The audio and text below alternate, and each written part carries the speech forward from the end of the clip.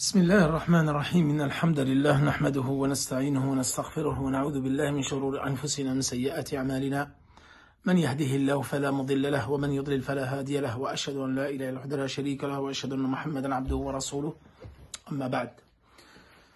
Donc aujourd'hui c'est le 10e et dernier cours sur cette longue série de cours sur le jeûne du mois du Ramadan et le jeûne en général. Donc ce dernier chapitre, nous allons aborder Bab al-i'tikaf, la retraite spirituelle. Donc ça sera assez court. Et ensuite nous finirons par Zakat al-Fitr, que nous avons déjà traité dans Bab al-Zakat. Ça sera à peu près les mêmes éléments. Donc je me suis dit, comme le cours va être pas très long aujourd'hui, autant rajouter Zakat al-Fitr, ça évite de faire un autre cours demain. Donc al-i'tikaf, c'est la retraite spirituelle.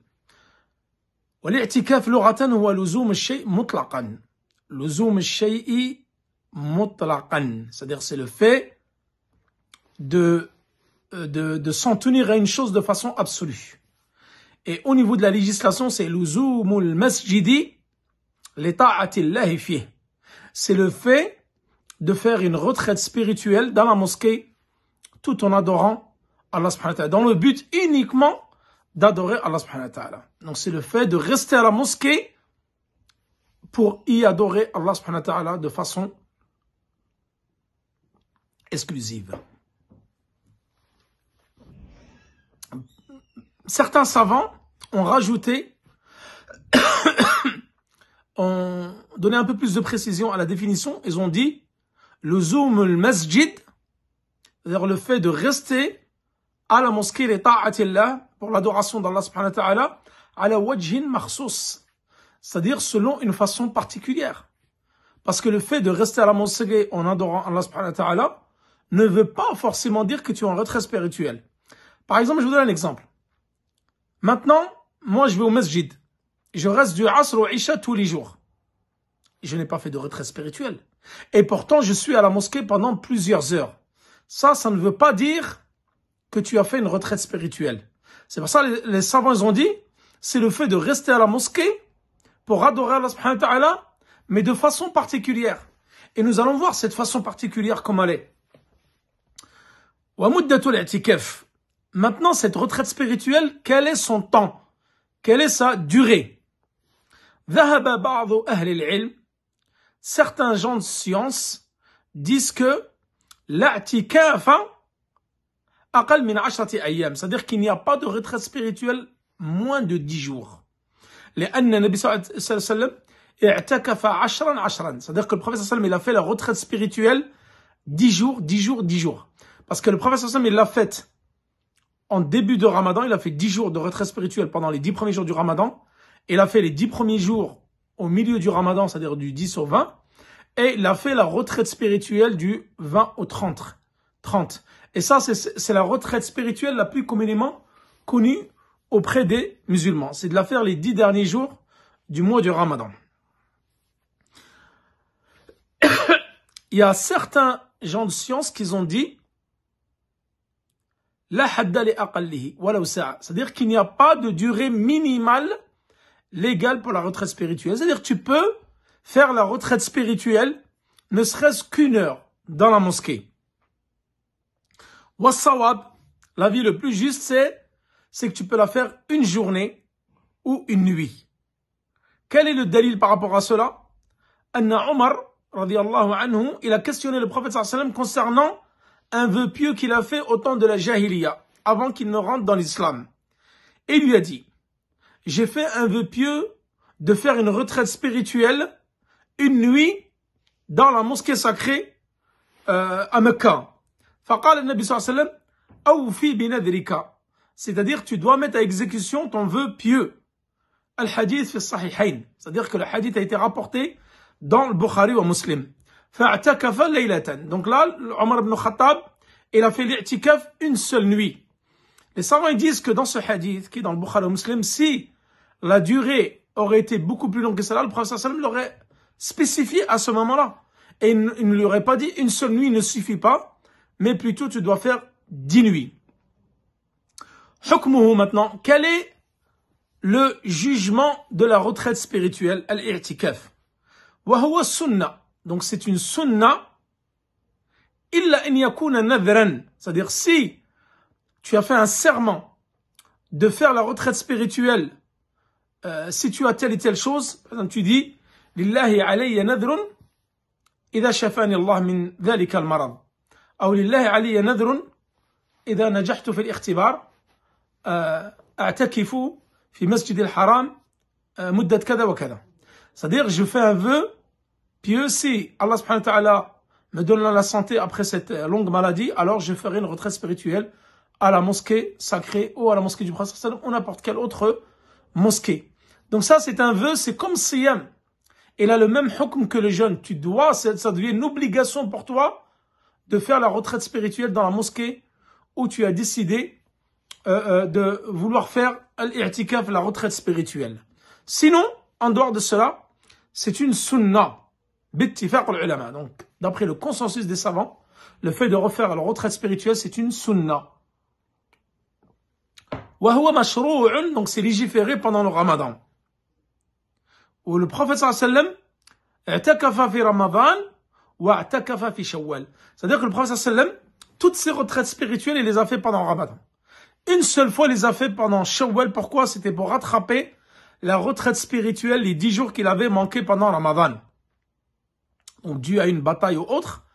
Donc, il n'a pas pu la faire pendant Ramadan, il l'a fait pendant Shawwal. Sinon, c'est légiféré pendant le Ramadan. Qala Ibn al-Mundhir. Ibn al-Mundhir قال أجمع أهل العلم. C'est-à-dire qu'il y a un consensus de la part des gens de science comme quoi l'i'tikaf est une sunna et non une obligation pour les gens. Sauf si tu as fait un vœu pieux, alors ça devient obligatoire pour toi de faire l'i'tikaf parce que tu as fait vœu de faire l'i'tikaf ce jour-là. عن عائشة رضي الله عنها قالت elle rapporte un hadith du prophète صلى الله عليه وسلم أن النبي صلى الله عليه وسلم كان يعتكف العشر الأواخر من رمضان. C'est-à-dire que Aïcha رضي الله عنها elle rapporte du prophète صلى الله عليه وسلم qu'il faisait la retraite spirituelle les 10 dernières nuits du mois Ramadan.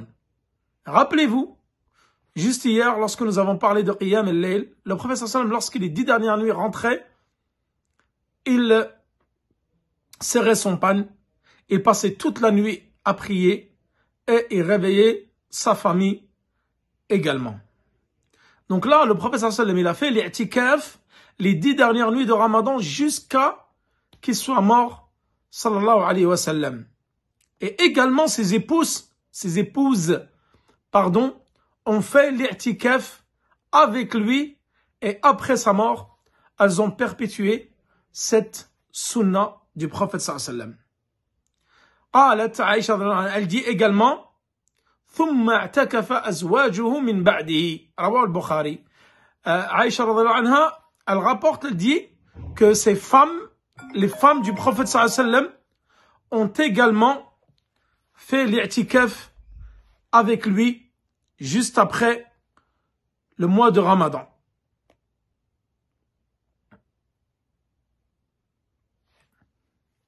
Donc l'i'tikaf, le prophète sallallahu alayhi wa sallam l'a fait pendant toute sa vie, depuis la législation bien sûr du mois du Ramadan, comme nous l'avons vu, la deuxième année de l'Hégire, et ça a été fait également par ses épouses après sa mort. C'est-à-dire que la retraite spirituelle, si tu as fait un vœu pieux, alors elle devient obligatoire pour toi. Et ça nous l'avons vu dans Kitab al-Tawhid, dans Bab al-Nadr, c'est-à-dire le vœu pieux. Nous l'avons longuement détaillé. Les 6 types de vœux pieux. Man nadhara an yuti'a Allah, celui qui fait un vœu, d'adorer Allah subhanahu wa ta'ala, qu'il l'adore, qu'il lui obéisse. Man nadhara an yuti'a Allah, falyuti'hi. Wa man nadhara an ya'si Allah, fala ya'sihi. Alors, il ne lui est pas permis de désobéir. Celui qui fait un vœu tout en voulant désobéir à Allah subhanahu wa ta'ala, il ne lui est pas permis de lui désobéir. Et celui qui fait un vœu en voulant obéir à Allah subhanahu wa ta'ala, alors il est dans l'obligation d'obéir à Allah subhanahu wa ta'ala. Hadith rawahu al-Bukhari dans son recueil authentique.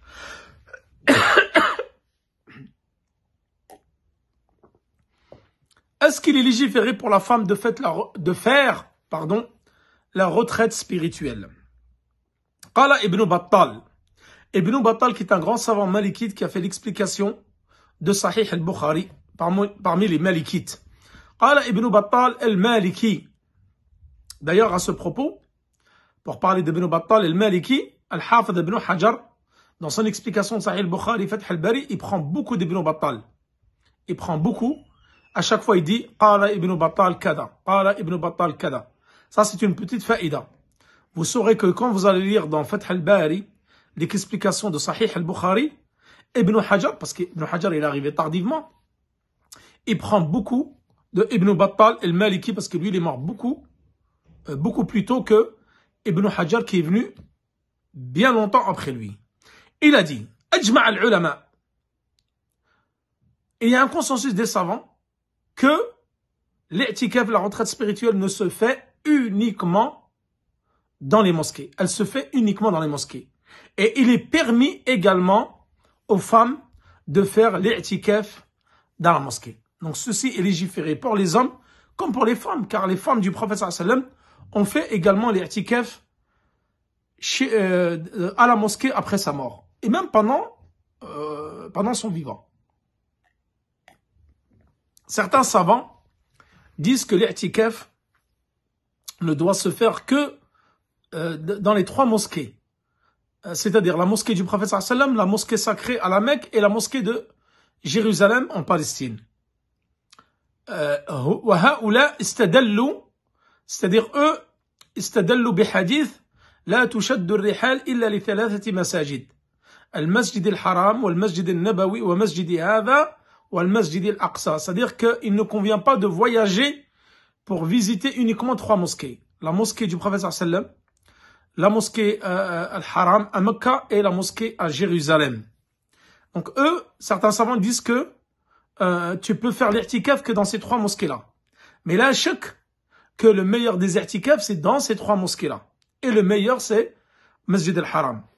Par contre, d'autres savants disent que non, car Allah subhanahu wa ta'ala, lorsqu'il parle d'i'tikaf, dans قوله تعالى وأنتم عاكفون في المساجد. Et vous, lorsque vous faites la retraite spirituelle dans les mosquées, à aucun moment ici, il n'est spécifié que la retraite spirituelle doit être faite uniquement dans la mosquée, dans les 3 mosquées sacrées, mais que tu l'as fait dans n'importe quelle mosquée où il y a une jama'a. Et ça, c'est l'avis le plus plausible et le plus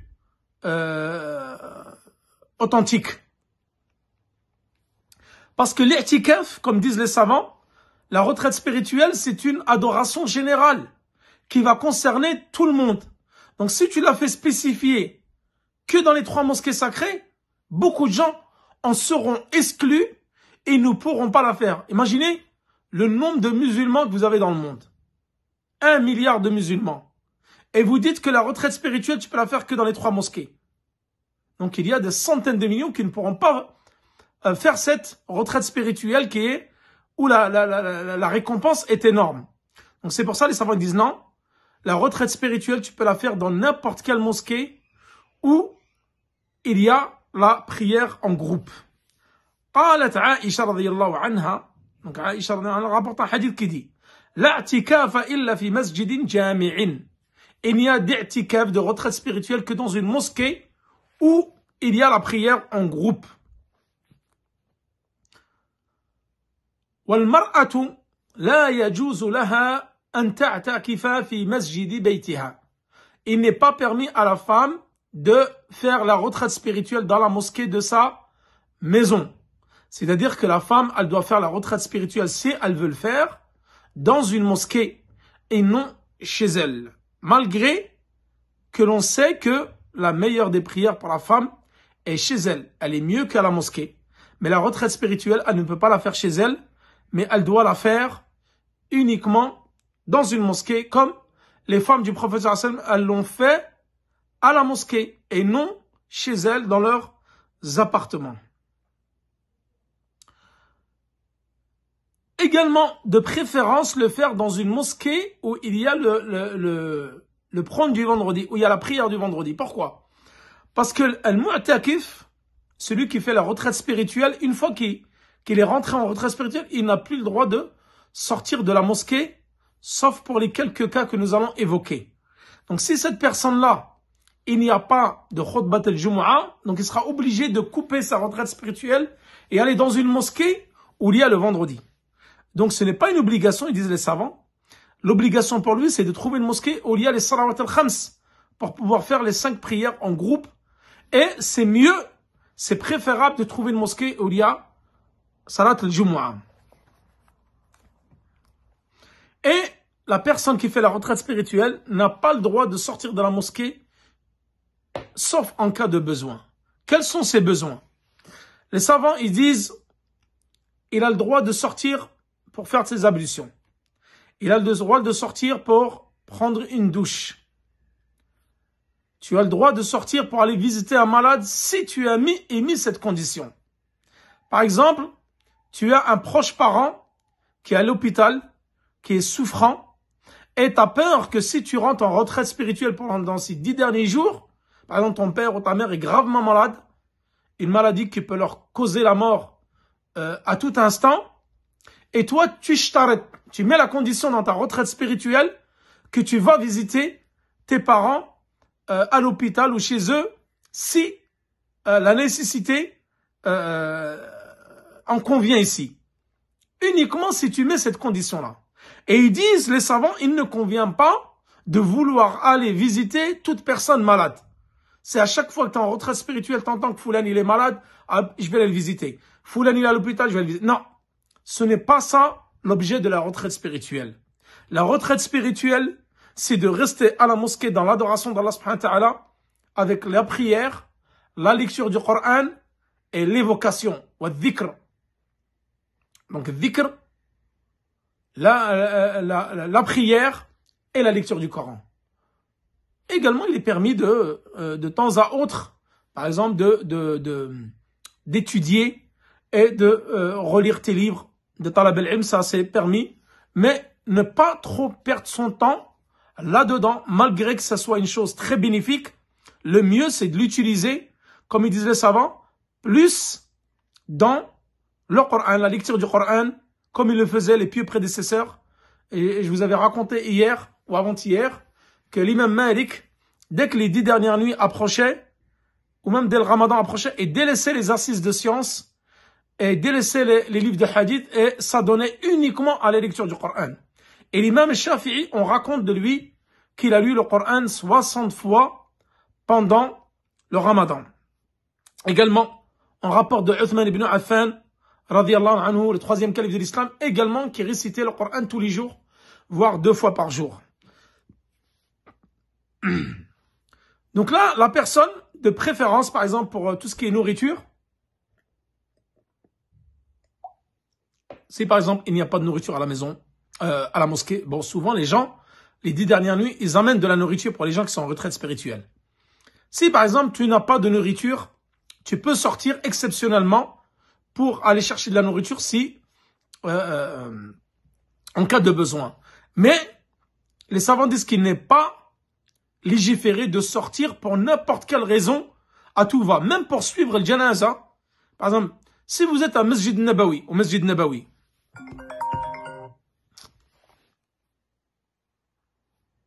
vous êtes au Masjid Nabawi. Et vous savez qu'au Masjid Nabawi, il y a des cours, il y a des janazas 5 fois par semaine. 5 fois par jour, pardon. Et les assises de science, c'est quasiment... il y a plusieurs assises de science par jour. Les savants disent qu'il ne convient pas de suivre la janaza à chaque prière. Tu peux prier sur le janaza. Par exemple, tu peux, une fois dans la journée, suivre le cortège funéraire. Mais il ne convient pas de le faire à chaque prière. Car l'essence même de la retraite spirituelle, c'est de rester à la mosquée. C'est de ne pas sortir à chaque fois. Soit tu vas visiter un malade, soit tu vas aller manger, soit tu vas aller suivre la janaza. Cela n'est pas légiféré. Car le but, l'essence même de la retraite spirituelle, c'est de rester à la mosquée et de ne pas sortir de la mosquée pendant ces 10 jours-là. Et il y a même certains gens de science qui disent que même assister au cours abondamment, cela n'est pas toléré. C'est-à-dire, il y a plusieurs assises de sciences dans la mosquée du prophète sallallahu alayhi wa sallam, et toi, par exemple, tu vas t'amuser à aller dans chaque cours. Non, ce n'est pas ça la retraite spirituelle. La retraite spirituelle, bon, la manière, il n'est pas interdit de suivre, par exemple, un cours ou deux cours, mais par exemple, vouloir suivre tous les cours, c'est pas ça le but de la retraite spirituelle.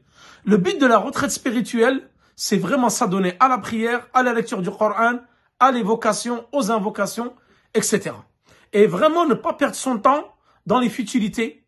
Si on ne perd pas son temps dans les assises de sciences qui sont très importantes, alors min bab aoula, a fortiori, nous n'allons pas perdre notre temps dans les discussions futiles sur le téléphone, toute la journée sur les réseaux sociaux, WhatsApp, parler avec les gens au téléphone, tout cela est déconseillé pendant la retraite spirituelle.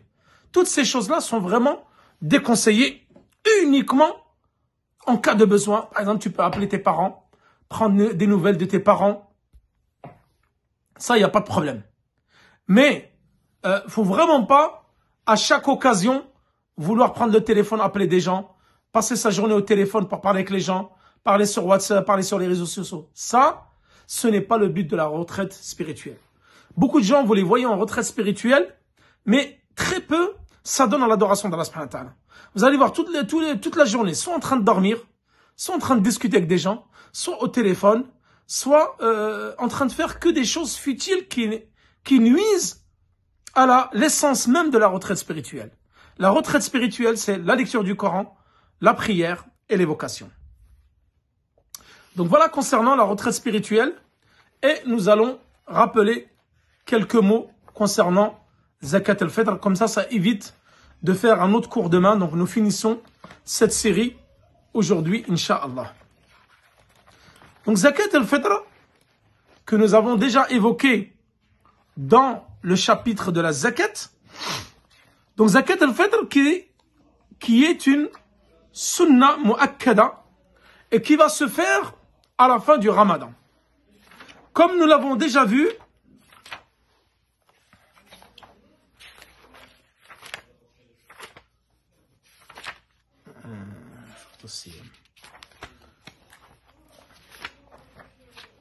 donc ça, c'est le dernier chapitre que nous allons évoquer avant de finir ce cours. Donc, Zakat al-Fitr. Comme il a dit le prophète sallam, Zakat al-Fitri tahratun lis-sa'im. C'est-à-dire, c'est une purification pour le jeûneur. Car le jeûneur va avoir des manquements dans son jeûne. Il va avoir pas mal de manquements. Et pour pallier à ces manquements-là, il lui convient de sortir Zakat al-Fitr pour pouvoir augmenter sa récompense et avoir la pleine récompense de son jeûne. Qala ibn Abbas, radiyallahu anhu, il rapporte du prophète sallallahu alayhi wa sallam, Farada Rasul sallallahu alayhi wa sallam, le prophète sallallahu alayhi wa sallam a rendu obligatoire Zakat al-Fitr, Tahratun lis-sa'im, qui est une purification pour le jeûneur. Min al-lagwi wal-rafath. L'arou, c'est tout le verbiage futile. Wal-rafath, c'est-à-dire tous les manquements que tu as pu avoir par le langage. C'est-à-dire, si tu as eu des propos obscènes, des insultes, de la médisance, des faux témoignages, etc. Toutes les choses que tu as pu dire et qui vont amoindrir la récompense de ton jeûne, alors Zakat al-Fitr est là pour pouvoir compléter cette noble adoration qui est le jeûne du mois de Ramadan. Wa ta'matun lil masakin.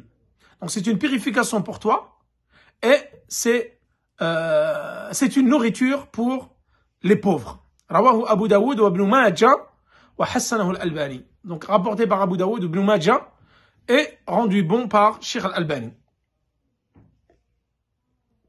Wa hiya zakatun lil badan, qui est également une zakat pour purifier ton corps également. Et dans cette zakat-là, les personnes, qu'elles soient libres, esclaves, grandes, petits, hommes, femmes, ils sont tous au même niveau concernant zakat al-Fitr. Wa hiya wajibatun. Pardon, tout à l'heure j'ai dit que c'était une sunna, c'est une obligation, pardon. Wa hiya wajibatun Faradaha Rasul sallallahu alayhi wa sallam. Est-ce que Allah subhanahu wa ta'ala a légiféré, le prophète sallallahu alayhi wa sallam l'a légiféré. Donc le prophète l'a légiféré car Allah subhanahu wa ta'ala lui a ordonné de la légiférer auprès du musulman. Qala Ibn Omar, le fils d'Omar ibn Khattab, il dit, Farada Rasulullah sallallahu alayhi wa sallam zakat al-fitr. Le prophète sallallahu alayhi wa sallam a légiféré et rendu obligatoire zakat al-fitr. Hadith rawahu al-Bukhari wa Muslim. Wa ajma'a al-ulama ala wujubiha. Il y a un consensus des savants sur l'obligation de zakat al-fitr. Qala Ibn al-Mundhir, il rapporte ajma'u ay ahli al-ilm ala anna sadaqat al-fitr fardun. C'est-à-dire qu'il y a un consensus des savants sur le fait que zakat al-fitr est une obligation pour tout musulman dont nous allons décrire qui est tenu de sortir zakat al-fitr. Également, zakat al-fitr, la preuve en est dans le Coran. Lorsqu'Allah subhanahu wa ta'ala dit « Qad aflaha man zakkah » a certes réussi celui qui la purifie. C'est-à-dire celui qui purifie son âme a réussi en sortant zakat al-fitr. Et là, certains gens de science expliquent que ce verset-là, zakah, il correspond à zakat al-fitr. Walakin hada laysa sarihan. C'est-à-dire que les gens de science disent que c'est pas une explication vraiment claire qui montre que zakat al-fitr. Certains savants disent que cela correspond à zakat al-fitr, mais ce n'est pas de façon vraiment explicite. Et que les hadiths sont nombreux concernant l'obligation de zakat al-fitr dans la sunna et dans l'ijma', c'est-à-dire le consensus des savants.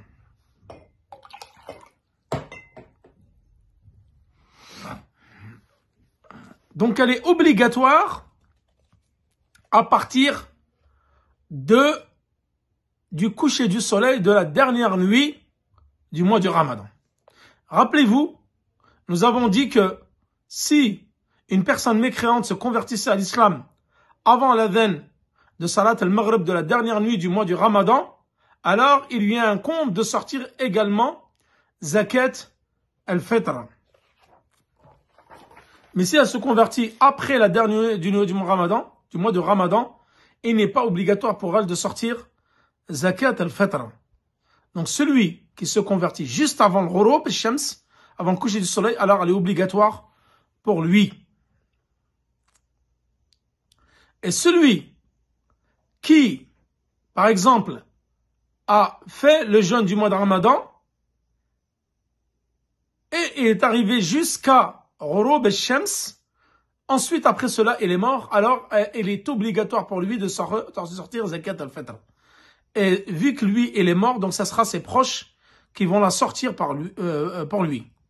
Mais celui qui meurt avant al-Ghurub, donc s'il meurt après le coucher du soleil, elle lui est obligatoire. Donc ses proches doivent la sortir pour lui. Mais s'il meurt avant Ghurub al-Shams, c'est-à-dire avant le coucher du soleil de la dernière nuit du mois du Ramadan, alors elle n'est pas obligatoire pour lui et ses proches ne sont pas obligés de la sortir pour lui. Ibn Ammar dit également, Farada Rasul sallallahu alayhi wa sallam zakat al-fitr min Ramadan. Le prophète sallallahu alayhi wa sallam a rendu obligatoire zakat al-fitr pendant le mois du Ramadan. Hadith rawahu Muslim.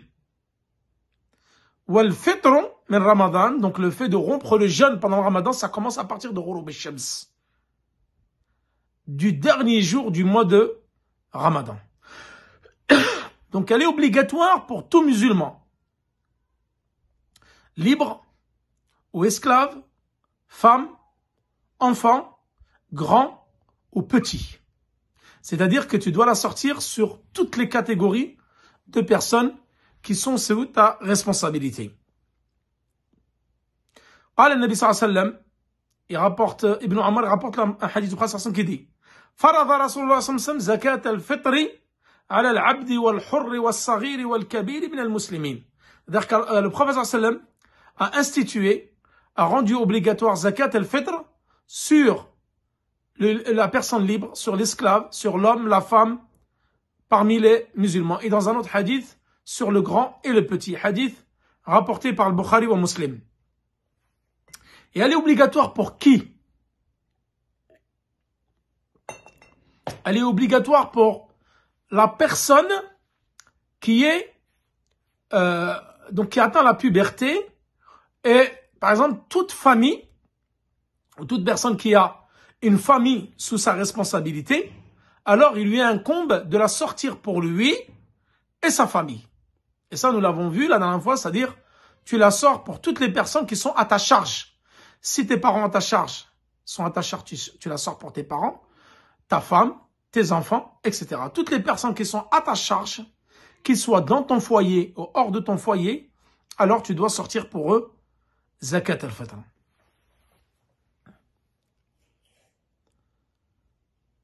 Donc toutes ces personnes-là, tu dois les rentrer dans ton calcul de zakat al-fitr.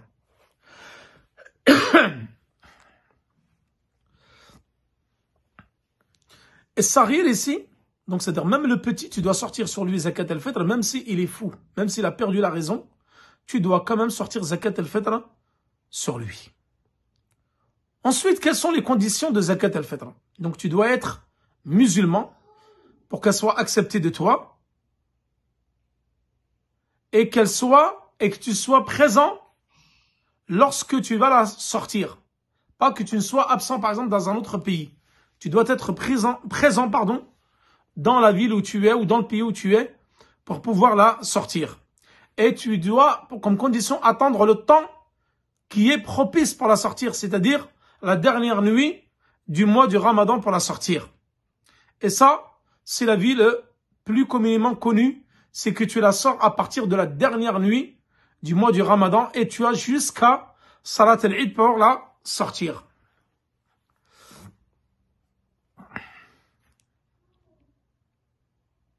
Donc, zakat al-fitr, elle est obligatoire pour toi et pour toutes les personnes qui sont à ta charge.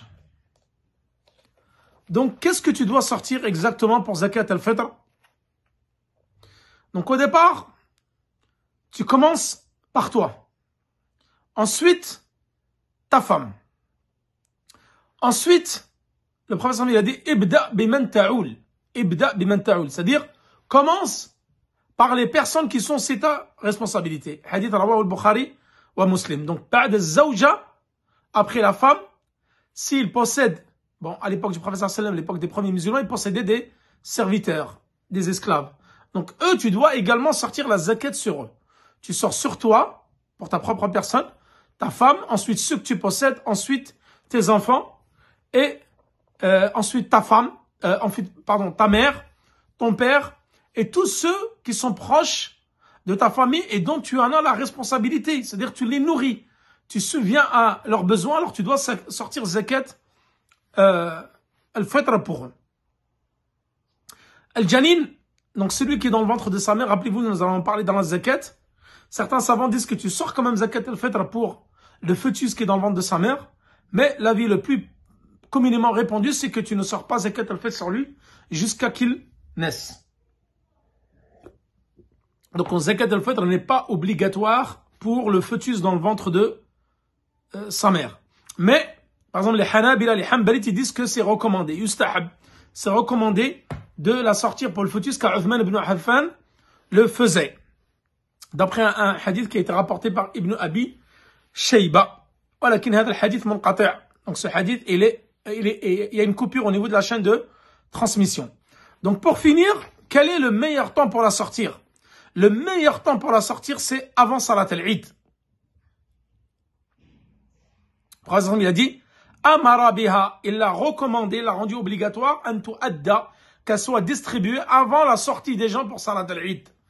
Hadith rapporté par al-Bukhari ou Muslim d'après Ibn Omar. Donc le meilleur moment, c'est juste avant que les gens sortent pour Salat al-Eid. An Ibn Abbas, radiyallahu anhu, قال Rasul sallallahu alayhi wa sallam, man addaha qabla as-salati, fahiya zakatun maqboula. Celui qui la donne avant la prière, c'est une zakat qui est acceptée. Et celui qui la donne après la prière, sadaqatun min as-sadaqat. C'est une aumône parmi les aumônes, mais elle n'est pas comptée comme une zakat al-fitr. Hadith rawahu Abu Daoud wa Ibn Majah est rendu bon par Sheikh al-Albani. Et il est détestable, les savants disent qu'il est détestable de la sortir après la prière du Eid. Donc, le Malikiya, le Shafi'iyya, le Hanabila, c'est-à-dire les 4 écoles, ils disent qu'il est très recommandé de la sortir juste avant la prière de l'Eid. Donc voilà, concernant Zakat al-Fitr. Et qu'est-ce que nous devons sortir? Donc, et certains disent, les savants disent qu'il est également interdit de la sortir le lendemain du Eid. Tahrumu, ou yahrumu ikhrajuha ba'da yawm al-Eid. C'est interdit de la sortir le 2e jour du Eid. Donc, comme il y a un péché, la personne qui la sort le lendemain du Eid.